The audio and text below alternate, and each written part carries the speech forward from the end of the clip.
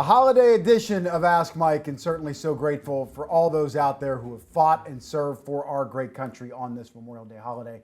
Mike, a whole lot to get to as it relates to the Arkansas Razorbacks. A very, very busy weekend. Shout out to the softball team finally breaking through. What an emotional weekend it was for Courtney Deifel, and what an incredible celebration it was. They just completely dominated their way to the College World Series for the very first time. And then we have baseball, Mike. Everybody thought this team did enough to host a regional. Baum Stadium, man, if you've seen it, it is so beautiful. Everything they say about it is true. It's a great place to catch a baseball game. But unfortunately, doors are closed, man. They didn't do enough to host in the eyes of the committee. Yeah, we'll get into the committee, but there's a lot of questions about this, a lot of angry Razorback fans. But there are some Mississippi State fans who made their case why they should have hosted, and they did. You can go back and forth on this thing, but I've got some pretty definite opinions on what they did and why they did it and the flaw in it. And again, there are a lot of Razorback fans that think Arkansas is better off doing it this way. I don't, but whatever. Yeah, certainly seems like Arkansas did a whole lot of good down the stretch. And just for whatever reason, a lot of that was ignored. If there is any good consolation prize, the closest regional to Fayetteville is where the Razorbacks are getting shipped as they head to Lawrence, Kansas. Very first question here, more of a statement. Hill Country Hog says, I get wanting to play a regional in Baum-Walker Stadium, but this decision could be a blessing. I guess he means a blessing in disguise here, Mike Irwin. Well, if he's basically hinting that they have a better chance to advance from a super regional to Omaha by doing it this way, that's nuts. There's virtually no difference. I mean, if they win this regional, and it's not guaranteed because Kansas is good, Big 12 champions, and they did lose their conference tournament, but they're very good.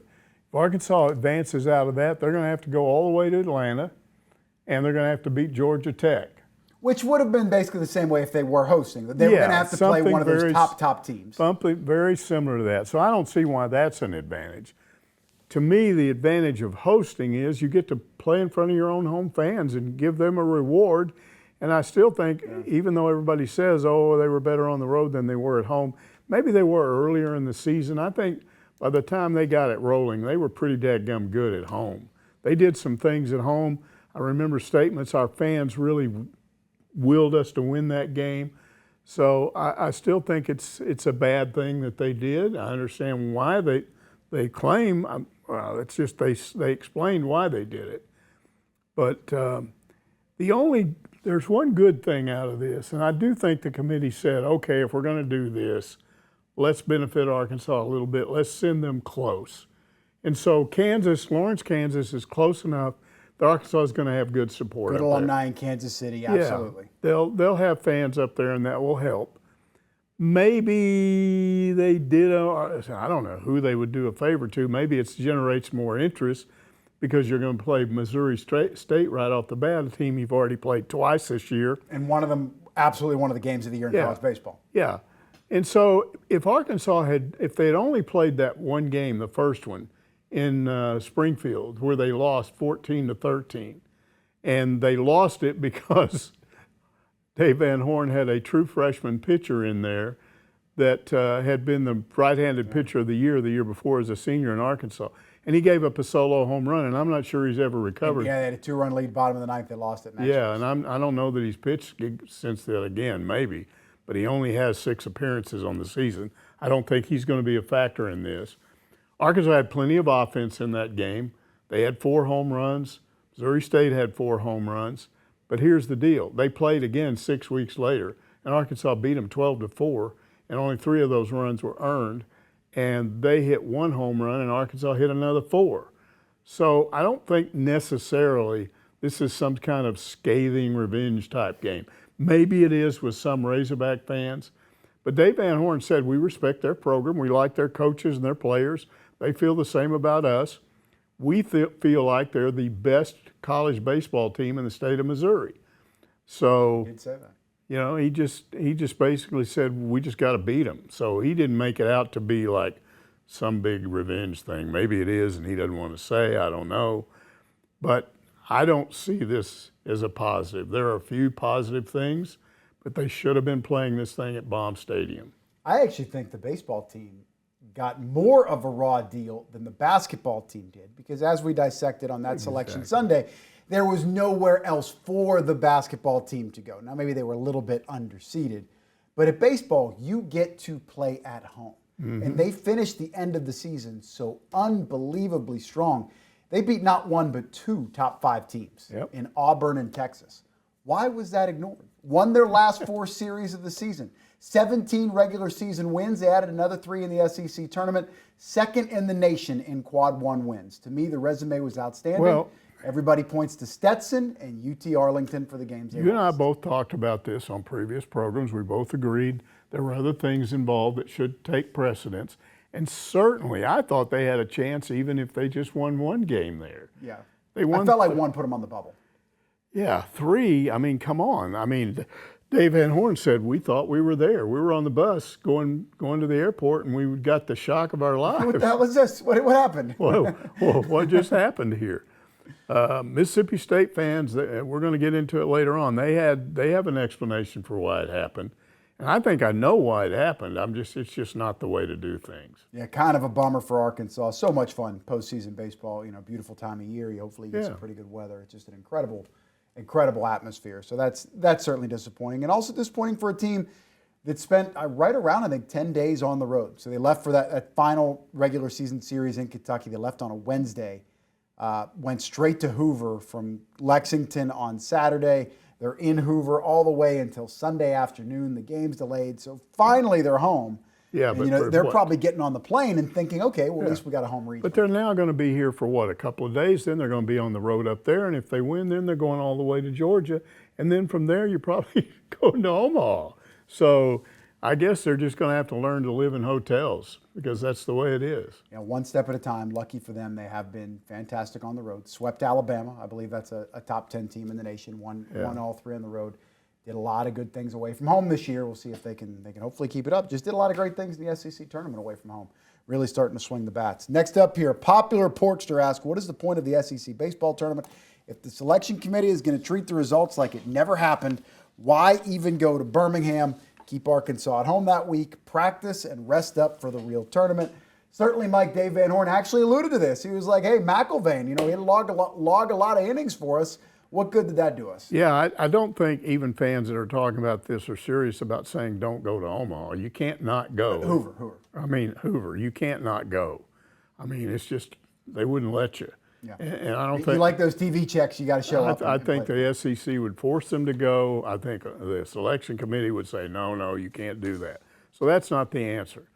The answer is for the SEC and other conferences to go to the NCAA and say, look, this selection committee thing is wrong.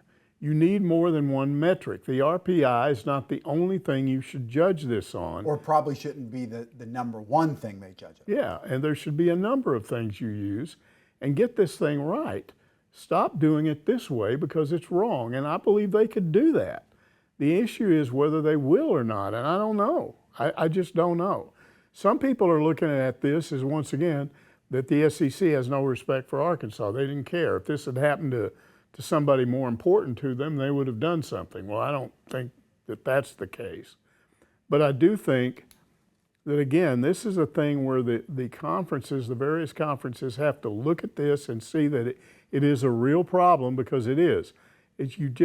I go back to when Roy Kramer created the national championship game in football, because before that, you always had polls. You had the AP poll and the UPI poll, coaches poll, sports writers poll, and then those teams would then go to bowl games, and whoever was one of the, won one of those polls, if they played another team in the bowl game and won, they'd be the national champion. If they didn't, then that other poll team would get it. But very seldom did the number ones and number ones play each other. So Roy Kramer said, we're going to create a 1 versus 1. Well, what did he do? The guy was brilliant. He came up with an elaborate set of metrics that had a bunch of things in there. And they did that for, 7 or 8 years. It turned into the BCS, right? Yeah, the BCS. And they did it for 7 or 8, 9 years. And I can think of one time when some people questioned it, and that was when Auburn was undefeated too. So they had 3 teams, Auburn, Oklahoma, USC. and they got left out. But I mean, to make that work all those years, it showed that what you can do with really good metrics. Yeah. I mean, I look at it the same as I do the thing they just did with the pitching and with the umping, the electronic umpire. ABS, yeah. Yeah, because we had an opportunity to override the human equation there if you needed to. Well, the human equation needs to be overridden with this stupid committee. They need to be forced to use better metrics. You agree with me on this, right? The number one thing, and it's the unspoken truth that so many of these athletic directors and quite frankly the NCAA is focused on is money, right? How can we make more money? So if we're trying to make more money, explain to me how places like Hattiesburg, Mississippi, Morgantown, West Virginia, Lawrence, Kansas, and by the way, Lawrence and Morgantown, both those have baseball facilities that are under 4,000 seats. Yeah. Why are they hosting? But a team with a 10,000 seat stadium, an additional 3,000 in the outfield, one of the best facilities in college baseball, 18 quad one wins. Why aren't they hosting? Makes no sense to me. Because what a lot of us think, like bowl games, whatever, comes down to like, oh, well, they'll sell tickets. Oh, they'll get eyeballs on TV. That's how they determine a lot of these things. That didn't appear to be the case with Arkansas baseball. No, I mean they would have definitely made a lot more money having this thing at Bomb. But that's just part of it. I mean, I know why they did it. They shouldn't be allowed to do it. That's my point. Yeah, it's almost like you need to take it out of the hands of the committee. It's like it's easier to blame a committee than it would be to blame the computer metric, which is kind of what we saw. You could come up with computer metrics, and they would decide it every year. Yeah, and hopefully Arkansas then maybe would have gotten a bigger draw. But shout out to Dave Van Horn. Really good season, really strong finish. Go on the road, take care of business. Hopefully they're not distracted. Game one is going to be Kansas and Northeastern. Northeastern Huskies up there in Boston. The night game on Friday, 5 p.m. scheduled start time, will be Arkansas and Missouri State. The rematch we were talking about. All right, not out of time just yet here on Ask Mike. Just getting going. Whole lot more to get to. We got to take our first time out.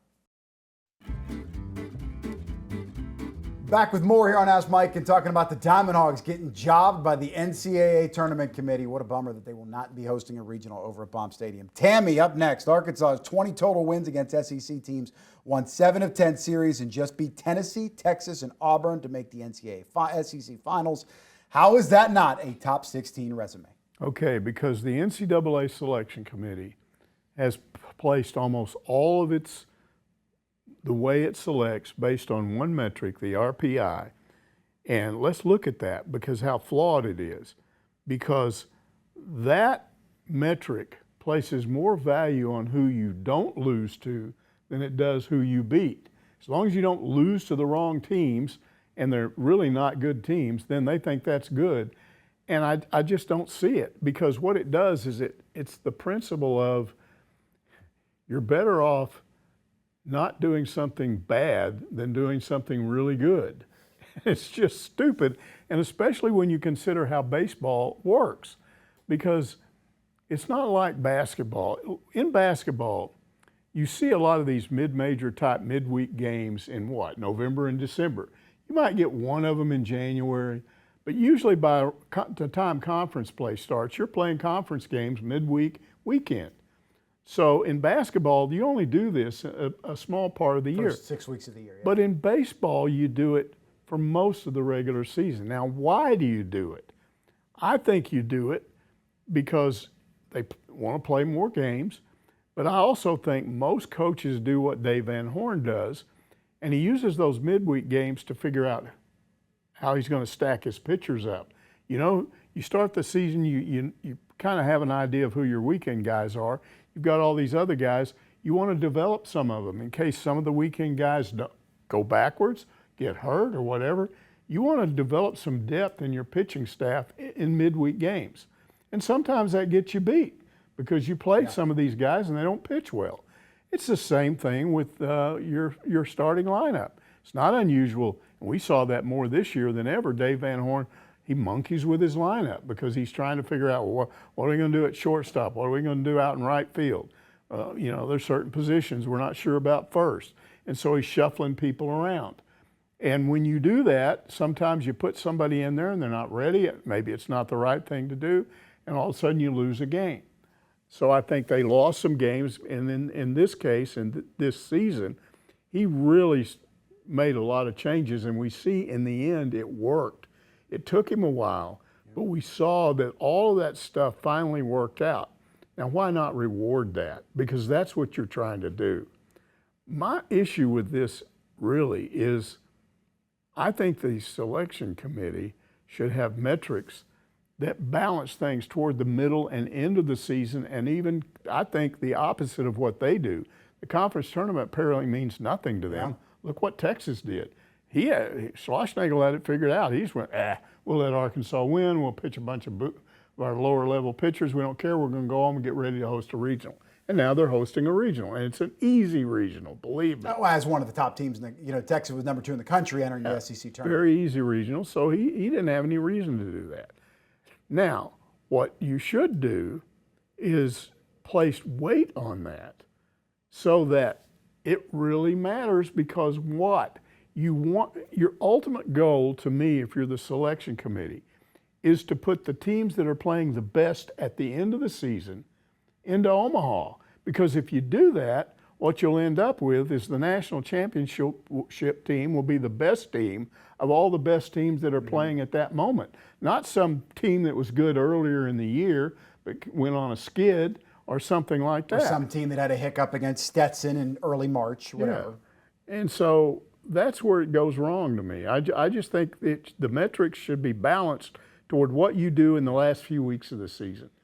The DSR is another metric. They say that that's a little bit more accurate in how they analyze the teams as opposed to the RPI, which, again, as you keep on saying, and I agree with you, appears to be number 1 by the committee. In the DSR, I think Arkansas was 14 or 15, so they were on the right side. Another thing to me, Mike, now I don't believe this happened with any of the hosting teams, but if you remember, those out there that really follow college baseball closely, late in the year, some tournament teams or bubble teams that were playing garbage teams midweek, and it would have hurt their RPI even if they won the game. That's right. They canceled the game. That's right.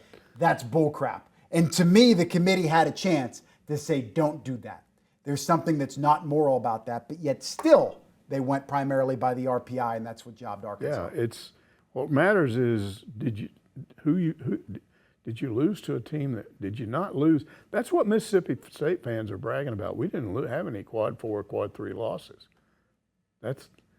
Well, look at who they did lose to. And Arkansas lost the game to UT Arlington and 2 games to Stetson in early March. Yeah. And Dave seems to think if we won one of those games, not if we took another game from Florida, or not if we took another game from Auburn, whatever. It's if we would have beaten one of those horrible teams back at the end of the year, that would have made the difference. How does that make sense? I don't know, and maybe it wouldn't have. But somebody out there make it make sense. Next up, John Tweet Sports says, I think the wildest regional hosting decision has to be giving Mississippi State a spot when they went 1-6 in series versus NCAA tournament teams and 0-3 in series versus NCAA tournament teams at home.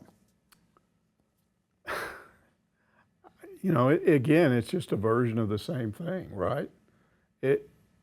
What message are you sending? You're sending a message that don't lose to teams you shouldn't lose to. And if you don't do that, it doesn't matter who you didn't beat.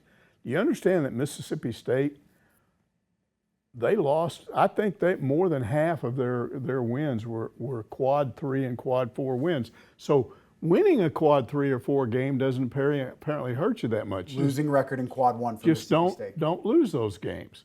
And then you look at, well, who did you beat? Well, it doesn't matter that you didn't have a lot of quad 4 wins. I think they had 7 or 8. Arkansas doubled them up. Doesn't matter. That makes no sense. None. And who won head-to-head? And who won head-to-head? Who was better in the SEC? Who did better in Birmingham? I mean, all of that. There's just one thing that was different. Mississippi State did not lose any quad 3 or quad 4 games. Do you think this can become a distraction? The teams get so bent out of shape about where they go in the NCAA basketball tournament, where they're going, where they're not going in the NCAA baseball tournament. You're too worried about that. And one thing leads to another. All of a sudden, they drop a game on Friday to a very good Missouri State team that is also good enough to win this regional. Yeah, that's the other thing. You pointed this out. There's not a big difference in the RPI of those two teams. I think it was 2 spots. So Arkansas is ending up being punished. They're playing a team that has it's almost the same RPI. Yeah, that didn't make much sense either. That's weird. I mean, you're saying to them, okay, you were one of our top 2 seeds, but now we're going to take this other team that's a 3 seed, and we're going to they're almost you. Yeah, it seems like I don't know how it all factors out or whatever, but it does feel like they're playing one of the top 3 seeds, and as a top 2 seed, shouldn't be the case. It should be a low 1, Kansas, a very high 4, a high 2, and a low 3. But Missouri State has a really good resume. Didn't quite finish the year as strong as they were closer to the middle of the year, closer whenever they clipped Arkansas, but still a very, very good, very dangerous team. Next up, Drop Ball in Omaha asks, want to know why the Hogs didn't host because they laid a big fat egg in the title game. Just played Georgia, a decent game, and they come back to play at home. No excuse for getting run ruled. As soon as that happened, I said, we're not hosting. I think Drop the Ball in Omaha is kind of alone in thinking that way because most of us thought they had. That's a theory that some have advanced. I don't agree with it because I understand what the committee said, what they admitted to when they made the selections today. And that is, and Dave Van Horn said this, he said, what they were saying is using the RPI and making that the main metric is easy. So they're lazy. They just want to go through this thing as fast as possible. So you just go, what's their RPI? Okay, what's their RPI? Okay, we'll do this, we'll do that. And it's all based on RPI. It's very, very, very lazy. Kansas 18 in RPI, Arkansas 21. So really not all that far. Not all that different. And when you look at the other parts of that, what are you talking about? Yeah, and all due respect to Kansas, Lawrence, cool place, right by Fog Allen, Kansas City. Still not bomb stadium. I think that should have meant something, but I'm in the minority on that one. Next up, WV Hog fan says, after winning 3 games this week and holding Texas and Auburn to 1 run each, I feel better about our pitching holding up in the regional. However, can we keep winning strikeout 15-plus times a game? Well, they really averaged, I think, 13 strikeouts during that tournament. But I understand his point. But if you go back and look, all during this period, which has been going on for maybe a month and a half now, almost 2 months, the turnaround has been offensive at first. It took a while for the pitching to get better. But the offensive turnaround, they still continued to strike out, and their team batting average didn't go up. But they were slugging a lot better. They were hitting home runs, and they were driving in runs with RBIs when they weren't before. And so that's what they've been doing lately. Now, I'm a little bit concerned about what's happened in those last 2 games because the hitting, not only did the home runs drop off, the hitting dropped off. They had a lot of hits against Georgia, but the situational hitting wasn't they there. just scored 3 runs in their last 2 games, and they got to turn that around fast because if they go to Lawrence with that kind of run production, they'll be out. Do you feel it's imperative for Arkansas to win the first 2 games? Because even we just saw it in the SEC tournament, 4 games in 5 days. You still don't want to have to play a game 4. Ran out of gas there whenever they you don't. Now, one of the things that surprised me was that you go to that game, that Georgia game. Guess what? They only gave up 11 runs? Was it 11-1? Yeah, it was 11-1. I thought Arkansas might have got one late. Whatever the final. Too much, not enough. But think about what happened with just 3 games earlier in the year on that 3rd game. 26-14. The difference wasn't the pitching so much as they didn't hit. They didn't hit against 14 runs should be enough to win a Sunday game. I don't know what they were doing on Sunday in the SEC tournament at the plate. Yeah. Now, you pointed out they got a lot of hits. And they had guys on base. Yeah. Some of it was tough luck. So maybe that was it. I don't know. I'm going to feel more comfortable about this team if they line up against Missouri State and start scoring runs. Yeah. You don't want a low-scoring game. The 2-out hits just were not there against Georgia, and then against weather delays, and you start to get fatigued. So give them a pass against Auburn. Georgia, a little bit of the same. Shout out to the softball team, though. A lot of damage with 2 outs, man. They were getting it done in some of the tight spots. Sure, we're going to be talking about them coming up. Next question here, Parallax Pig says, let's talk SEC baseball. Bomb Stadium with the Hog Pen in Section 101 are more in line with baseball traditions, but the Vandy Whistler and Baby Shark routines at Kentucky, plus don't get me started on A&M. What are your thoughts? I'm not real big on these traditions. A lot of fans like One of the things, and I'm an old fogey, I admit it, one of the things that drives me nuts about Hoover is the way they stupidly focus on all these kids running around and crazy things going on in the berms. Riding the hill, just like Now, the World Series. you can do that between innings, but you're sitting there and it's not even it's not a game that's out of hand. I mean, things are happening that could change the game, and they're sitting there going back and forth, and you finally get the pitch right before it happens. I'm not interested in that kind of stuff. So I don't watch games and pay a whole lot of attention to what's going on in the stands. I'm sure a lot of people that aren't familiar with the Razorbacks would say hog calling at a baseball game is not baseball. That's football. Don't do that at a baseball game, but they do it. But the beer hats thing is okay, right? That's a cool Bases baseball. drunk, yeah, bring it on. Yeah, it's a baseball thing. The Vandy Whistler, I just think that's the Vandy Whistler. I don't think that's Vanderbilt. Their fans don't even like that. They hate that guy. And they may have stopped it. I don't know. I haven't heard about that lately. So he was annoying, but I never tied that to Vanderbilt. The bear, the barking thing with Georgia, did you notice that? Their fans were whoop, whoop, whoop, whoop. They've always done that in multiple sports. Yeah. So they bark at the kickoff. All that's kind of dopey, but I'm not offended by it. The one thing that I have seen on TV that just makes me scratch my head when it comes to baseball is the bubble stuff at A&M. I don't understand releasing bubbles into the air at a baseball game. A&M's conservative. You'd think conservative, that's not something, that'd be something you'd do at Harvard or Yale or something. I don't know. Makes no sense to me. You mentioned Hoover and the kids and all that. Hoover does seem like a good place for the SEC tournament. It's a draw or whatever, but the park's a little bit dated, so you hear a lot of fans bring up two scenarios. Nashville. People like going to Nashville. There's a nice minor league park there, good downtown. Move to Nashville. A lot of SEC events are in Nashville. It's more centrally located, whatever. A lot of other people say, hey, this preseason tournament in Arlington's a massive draw. There's a roof on the stadium. Can we move it there? Yeah. Are you okay with the tournament remaining in Hoover? No, I wish they would move it. Arlington? Be great for Arkansas. Yeah, or wherever. And I think they did it once, maybe Nashville. But the reason they do that in Birmingham is because the SEC office is about 12 miles away. So it's easier on those people. I mean, again, they're doing it for convenience.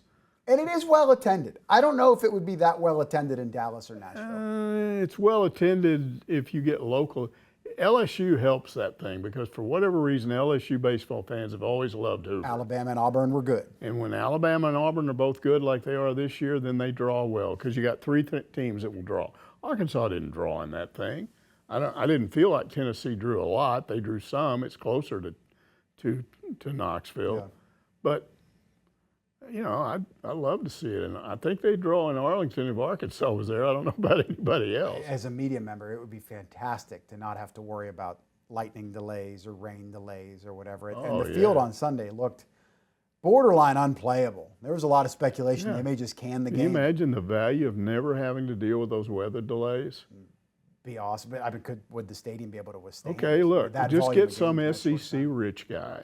To put a roof over Hoover? To put a roof over Hoover. For 1 week a year? Well, they could use it for something else, get them a minor league team. What's wrong with you goobers? Well, they have the new stadium for the Barons where Michael Jordan played is now in downtown Birmingham. They still keep this thing in Hoover, in the suburbs. What's that all about? I'd like use both stadiums, right? But then they got games competing against one another, so just not possible. More to get to here on Ask Mike. Up next, we are talking softball. Arkansas finally breaking down that barrier. That's coming up next.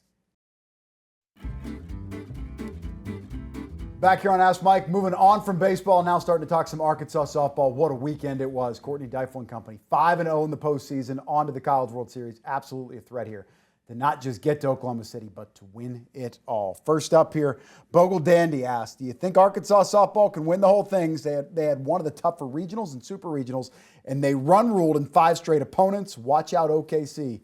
We're coming. Yeah, I don't want to throw cold water on all this, but I got to a little bit. And here's why. You're a hater, Mike. No, I really hope they do well there, but here's the problem. Right off the bat, you're playing Nebraska Thursday, and it's the last game. Late game. Could be 9 o'clock. Late game. And what about Nebraska? 26 straight wins. Are you kidding me? They're playing the Big Ten. I don't care. They're playing like Iowa. I don't care. And Northwestern. And 26 Indiana. straight wins. 26. That's tough. But let's say you're right, and they still beat them. Guess what happens next? Alabama. You're off for a day, and then you go play Alabama. You're 1-3 against. Alabama beat you 2 out of no, they beat you three out of times. 4. You 3 out of 4, and they knocked you out of your conference tournament 7-1. They just brushed you away. So maybe they can. Maybe that's a revenge thing. We're going to prove that they can't do that, but that just gets you started. Oklahoma City's not on that other side of the bracket, but somewhere hanging around over there is Texas too, and some other good teams. So if you want them to win it all, not saying they can't, but the run ruling Duke is not. It's going to take more than what they did run ruling Duke. I think Arkansas got a pretty good draw. They're not having to play an SEC team in the Super Regional. Now I think Duke was good, and I'm impressed with what they did. But this is a different deal. They hit a lot of home runs, man. Arkansas, they were swinging it. Here is a benefit, though. You mentioned that Alabama game. A lot of people are not aware of this. The Women's College World Series is different in this element than the Men's Baseball World Series. The loser of the winner's bracket game, that game's on Saturday, gets flipped to the other side of the bracket, right, where Texas Tech, Tennessee, and the underdog Mississippi State team. So, maybe the road back in the loser bracket, if they do win that first game against Nebraska, lose to Alabama, would be a little bit more manageable than working their way in the loser bracket. Sure. And the pod they're at, where it's 1, 4, 5, 8. All the top 4 possible seeds all reach that stage. Next up here, Bogle Berm guy. He wants to know, what are my chances of getting tickets for the Women's College Softball World Series? Do Arkansas season ticket holders have priority like baseball? I don't know any Hog Pen regulars who get tickets to Omaha. Yeah, this is because this is coming up for the first time. I learned a lesson on this. Here we go. There will be some tickets for Arkansas. I think it's pretty much going to go to the coaches and the players. My parents want to go. Yeah. It's very common to give players a certain number of tickets, 2 or 3 or whatever. Coaches will let their family come. No season ticket holders they don't have any tickets available to season ticket holders. First of all, there aren't that many of them apparently at at Bogle. There's not that many season ticket holders. And there'll be no difference between the guys on the berm and if you've had a season ticket in the grandstands. You will have to go to one of these ticket outlets to get your tickets, and you're going to pay more money for it. That's just the way it is, and depending on how scarce. Now, look, here's a good thing. Oklahoma's not in it, so wouldn't that free up a bunch of tickets? So maybe it's not so bad. So I would encourage you, if you want to go to that thing, get on those websites and start negotiating with those people, because you may be able to get some good seats without spending a whole lot of money. I think Oklahoma had gone 10 straight College World Series, and this one they're out. It's going to be different with them not in it. No Patty Gasso, but there will be a Gasso at the World Series, DJ Gasso, assistant at Arkansas.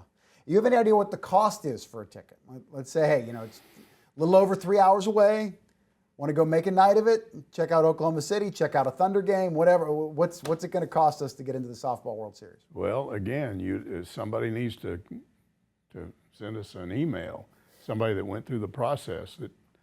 Again, I don't think it's going to cost as much as it would have if Oklahoma was in it. Common sense dictates that. Yeah. I don't think do you think a lot of Oklahoma fans will go to it anyway just to see? Probably, yes. I think this is not the same volume. That's not my point. But Oklahoma being this softball juggernaut, you see this in other sports. Like you mentioned the SEC baseball tournament. Well, back in the day, whenever it was only 8 teams, LSU would have a bad year, their fans would still show up. I remember covering college hockey, North Dakota and Minnesota and some of these more obscure fan bases. They go to the Frozen Four no matter what. So I think with the Softball Hall of Fame being there, Oklahoma probably being the most synonymous softball state as it relates to a college powerhouse, they will be there. But 100% agree with you. If you don't have Sooner alumni and fans there to gobble up tickets, there should be some opportunities for people to get in at a pretty decent rate. Yeah, I would think so. We'll see. Somebody will email us, send us. Maybe it's a question we can answer next week. I actually think it's pretty cool. Now, 9 o'clock, that stinks. That's a bummer. They're going to be playing a game 8:30, 9 o'clock. And it's 7 after that. Yeah, but I think the idea that they are playing a night game, Arkansas softball did not play many night games this year. So the big stage, national TV, under the lights, something a little bit different in the stadium where they're going to have the Olympic gold medal game coming up in 2028. Olympics in LA, softball going to be played in Oklahoma City. Next up, Batgirl, who asked, how about that video clip of the Diamond Hogs going crazy when our softball team got the final out against Duke? I think it jacked them up to beat Auburn, OKC, and Omaha in the same season. It could happen. Certainly could. Yeah, that would be really nice if Arkansas could go ahead, get out of this Lawrence Regional, go to Atlanta, go to Omaha through Atlanta, and then they both will have gone to the World Series. That maybe would be maybe get a chance to play a super regional bump. Unlikely, but it could happen. I don't see Georgia Tech losing. But anyway, I thought that was really cool because that wasn't staged. I mean, they went back in their locker room during a rain delay, and they had a TV in there, and they all sat in there and watched that, and they just went absolutely ape when that last fly ball was caught and Arkansas was in it. And Dave Van Orn said, look, we're very close to them. We like their coaches. We like their players. They like us. We are their #1 fans. And, yeah, we got excited. And I do think it might have motivated them to come back out with a lot of energy and help them win that game against Auburn. I just wish they'd had that same motivation the next day. You're a good person to ask on this. It's a little bit, off the radar. But as far as an architect goes, where do you rank Courtney Deifel? Because even when Eddie Sutton got here, and he was the first prominent basketball coach, basketball wasn't in that bad a shape. And then he set the table down the line. Frank Broyles, when he got here, the football program wasn't, it was a decent, more stable. Not like he built it. Courtney Deifel built this thing. And I guess you could say John McDonald, he's probably the ultimate knock. Well, but even track wasn't horrible. I mean, he made it better. Softball was horrible. That's right. Nobody went to the games. But the facilities were there. I think you'd have a hard time finding somebody that just took something from the depths and built it up the way she did. And she did it in about the third season, I think. I have to go back and look, but she did it pretty quickly. Yeah, it was kind of a microwave sort of rebuild. It was pretty quick. She's good, really good. Tremendous, absolutely. And I don't know how she does it because I know she doesn't have a lot of NIL money. And I've been thinking about this lately. Every school on campus, every one, we even to a lesser extent just saw it with tennis, for crying out loud. But you hear Silverfield, whether it's directly or more so indirectly, you hear Calipari talking about it. Dave, same way, directly or indirectly, he's bringing up NIL and money, and it's harder to compete. Not a word from softball. No, I've not heard, a single word about we're struggling with NIL. Never heard her say anything about it. Next up here to basketball, we're Kentucky Hog, a big friend of the program here. Is the 7-footer we just got out of Australia the center we've been looking for? I hope not. He'll be a freshman, and he's too skinny. What a name, Maker. No, from what, and then we had to go to Kevin McPherson, our basketball recruiting expert, but he says that this kid has talent.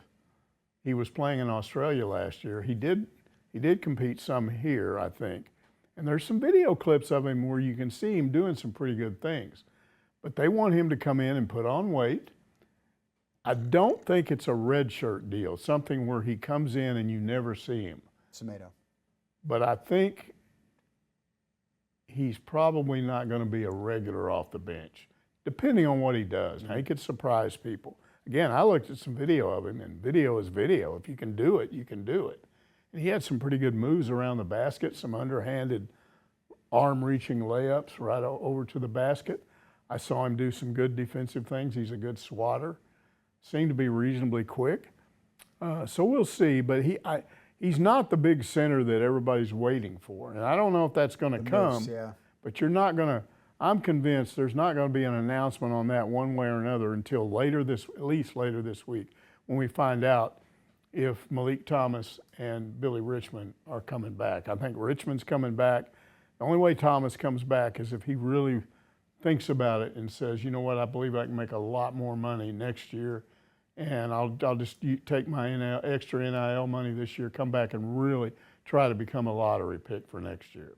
Are you surprised, as you mentioned Malik Thomas there, Jeff Goodman, I'm sure you saw it, he had an analysis of some NBA scouts that he polled, talking to 10 of them about the future of Malik Thomas. 9 out of the 10 NBA staff members said that Malik Thomas would be better off going to the NBA. Does that?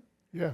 But he's not. Very few people have him as a top 25 pick. It's right at 50% if he even makes it into the first round. You know, it's a flip of a coin. So how isn't college and the money and the lifestyle and the development better for his game than going to the draft? It is a surprise that Goodman, who is a known Cal hater, would do that, because what happens, that hurts Cal if Thomas doesn't come back. In fairness, he had 10-0 Billy Richmond back to school. Doesn't matter. He probably doesn't care if Richmond comes back. It's Malik Thomas. I've been talking to people and they say they don't really know for sure. That still doesn't mean he's not coming back. It's whether or not he looks at it, says, how much money can I earn? Who would likely draft me? What would they do with me? Would I actually play, or do I go end up in the G leagues after a few games or whatever? And there's a huge difference between being late first round and lottery pick.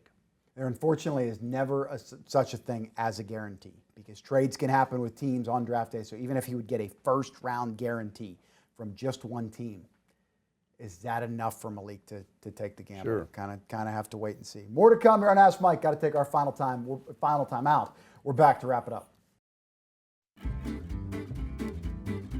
Back here to wrap up this Memorial Day edition of Ask Mike here, and driving right back into our question. Hog Dogger asks, can you please make sense of the St. John's player, I believe it's R.J. Lewis, coming off a pro status to return to LSU? Has the NCAA lost his mind? Unfortunately, the NCAA doesn't have anything to do with this, and if LSU thinks he can play, that's probably why they're pursuing him to come to school. Well, this has already happened before, though. This is what's so silly about Will Wade. He doesn't care. I mean, what only benefits him. What happened at Alabama earlier during the season last year is the same thing.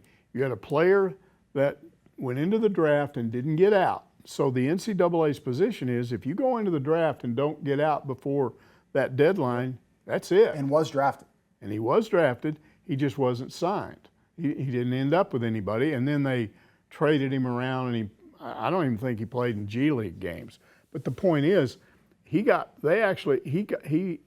the player has to do this, and that player sought an injunction against the ruling, got a ruling from a judge right there in, I think, Tuscaloosa in that county, who was an Alabama fan, and then I think he ended up going, oops, I'll recuse myself. So it went to, I think, a higher state court. It never even got out of the state of Alabama, and they ruled against him. So he played in a couple of games, and that was it. So come on, Will Wade. You've already seen this happen. It's the same situation. This guy is going to sue the NCAA to get an injunction. No, you got to let me play. And then we'll see how it goes through the courts. It's not going to go through the courts. If somehow friendly courts inside Louisiana go ahead and let him play or agree to let him do this, it's a long time till the season starts. This will play itself out before that, and if necessary, it will go above any kind of a judge in Louisiana, and it's going to be thrown out. It is interesting to look at what Will Wade is doing, because he's clearly watched what happened last year with the older teams, and that's what he's doing. He's putting a team together with mostly European players, older players, and he thinks this will give me instant success, and it may do it. But there's already talk now that the NCAA is sitting there going, yeah, this is kind of, when we say this no NBA stuff, and then we allow pro players to come over from Europe, that's kind of a double standard. And there's already quite frankly, it's anti-American. It's not fair to the American players that don't have those same rules. And so there's already an indication that they may change that rule, and you may end up with these foreign players not allowed to come in here and play college ball. They may have to try to go straight to the NBA draft if they want to go into the NBA. I got a way out of this for you, NCAA. You don't have to worry about lawsuits or fighting it or being scared or whatever. Just say, hey, that's fine. You can play it. We can't stop you. However, any of those players that play, that team will be deemed ineligible for the NCAA tournament. It's done. Yeah. And now it's at your own peril. Do you want to play that game and risk docking your NCAA resume? Next up here, Eddie Lynn. They didn't do that to Alabama, but they should have. Once it was ruled, though, in the Alabama case, though, they did stop playing him. Yeah. But yeah, I agree. It should be like, hey, we're eliminating those four or five games that he played. Whatever it was, yeah. Yeah, I think they should have been ineligible. I agree with you. Moving on here to the question, Eddie Lynn wants to know, what do you think about Silverfield's plan to start spending more of his NIL money to get a better freshman class each season? It sounds good, but there's an obvious risk. This is not Cal in basketball. There are no one-and-dones in college football, where it often takes 2 or more seasons to turn a freshman into a starter. I think it's kind of interesting. When I read that, I was intrigued. I started going back and looking. Here's some indications of what his thinking may be. If you go back to this portal class, the first portal class, what did he do? He went out and got a lot of freshmen that didn't play somewhere else at Ohio State, guys that were good, but they were sitting behind better players, with the idea that they'll come in here and play some, and then maybe in 2027, they're ready to start. And there's a bunch of them. Okay, so you got that. Then look at what he did with his 2026 recruiting class, the high school guys. He got a bunch of guys, not so many of them, but he got two or three that may end up playing this year. Okay, if you can play 3 or 4 freshmen, just play them, not start them, then you've given them experience, and then in year 2, maybe they start. If in 2027 he's kind of got this thing going, then he's working on the 2027 class right now, and he's having success. And it looks like the reason he's having success is because he's offering good money. And then if you do that, then if you get 2 or 3 of those guys that come in and play in 2027, and then the next year they're starting, you may create a situation where this works. Now, the other thing that I think he's probably got in mind, and maybe he got this from Yurachek, I don't know, but there are people that believe that very soon there's going to be changes in the way that you do this, that you're not going to be able to spend as much NIL as you do now. I know that everybody says, no, that'll go on forever. Yeah, there's it's being challenged. We'll see what the challenge is. Being challenged, and then they're going to challenge the portal jumping. By what? Coming up with, President Trump. 5 to play 5. Trump's already come up and done this. Now, it's an executive order, and people say, okay, but the Congress can do it. And then what that would do is it would allow you one transfer, and then after that you got to sit out. Plus, how about if they start enforcing contracts? How about if you sign a contract, then no buyouts, get them to sign it for 2 years and say if you don't, you lose. We're not paying you anything. We'll see. We'll ask for our money back. Unfortunately, though, there's been a market where other schools have been like, no problem, we'll buy out the contract. But again, okay, well, Duke, you want a 2-year contract? Well, yeah, but Miami's offering me a 1-year contract and more money, so I'm just going to go there. Well, anyway, I think he's doing what he said. I think he's maybe leaning in that direction, spending more NIL money on true freshmen because he thinks that's the direction it's going. And I don't know what the final numbers were, if it was half the portal class, whatever.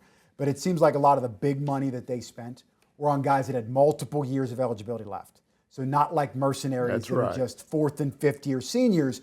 There's a hope that they can come here, succeed, and then be back again next year. And I think we're now starting to see, because at the time I wasn't sure, but now this starts to make sense. If all of this is true, this guy's had the gears turning from day one. And very analytical thinker. Yes. Yeah, it's pretty interesting. Hopefully it works out here. Next up, Clark in Clarksville. Final question of the week, who asks, what is the main reason for not putting in a student activity fee at Arkansas? Most SEC schools have it. It's just another revenue advantage they have over us. This is one of the most talked about things whenever it comes to Razorback athletics, Mike. Yeah, there were some things that came out of this meeting the other day between the Board of Trustees and a consulting firm that apparently Yurachek hired to identify, how we can make more money. What are we not doing that other schools are doing? And it was very interesting. You almost have to really read it 2 or 3 times to figure out what they were talking about. It looks like to me, if you'll remember that original meeting back months ago, the board basically told Chancellor Robinson, okay, you're no longer going to take this money from the athletic department. It's something like $4.5 million. You're going to let them keep it. But also, we want you, on the academic side, we want you to come up with $6 million from academics to go to sports, athletics.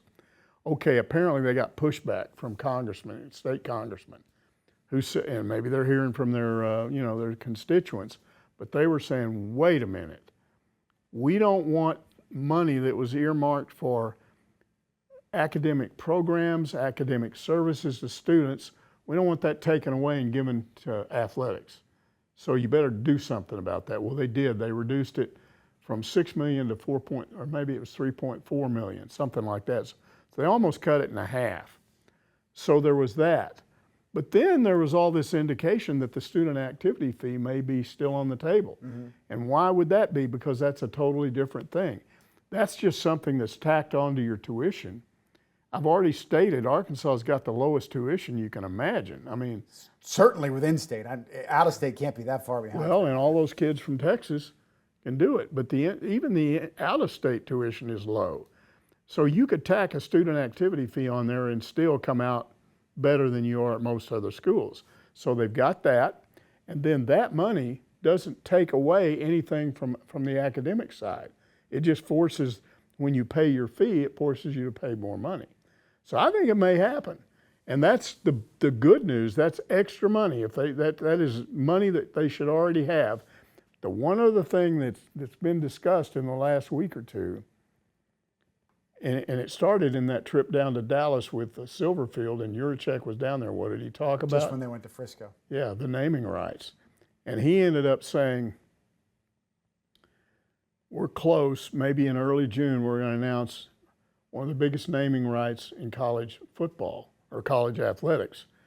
Now, some have looked, I guess they've gone and looked up what the big naming rights are, what the top ones are, because the word is filtered out that supposedly over the course of the contract, it will result in $500 million. Well, if they can come up with $500 million, I don't care how much it is per year, that's going to be a lot. That seems extremely high. I don't have any research. That seems higher than NFL stadiums. But Yeah, I don't we'll see. We'll see if it comes about. But if they come anywhere close to that, if you get this student activity fee and you get that and some of the other things they're working on, sounds like to me they're in a position to solve these problems. Now, a lot of these people want Juracek gone. I deal with people every day that they think he's ruining things.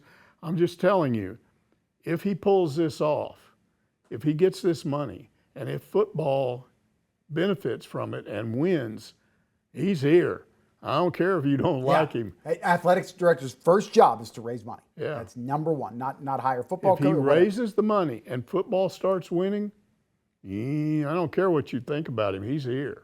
Very, very well put. You going to Oklahoma City? If you see Mike Irwin down in Oklahoma City, get this man a beer hat. You know, get him there cheering on Courtney Dyfel. No, again, Arkansas softball. I go through this Hulu madness. That's what I call it. Because what happens when you're trying to watch these games and you have rain delays and stuff, they move them around. They move the icons around. I'm trying to watch softball and it was delayed, but I'm trying to watch it. And they have an icon up there that's two other teams. It was Alabama and somebody. And I'm overlooking it 4 or 5 times, and somebody called me and said, try that. I went to that, and it was it. And it stayed up the rest of the game. You just had to know to go to that icon. Yeah. They don't manage all that stuff very well. Big fan of the Watch ESPN app. They do a very good job. All right. He's Mike Irwin. Great stuff as always. Congratulations again to the Arkansas softball team. Hopefully the Diamond Hogs can get to yet another Super Regional. That's going to do it for this week's Ask Mike.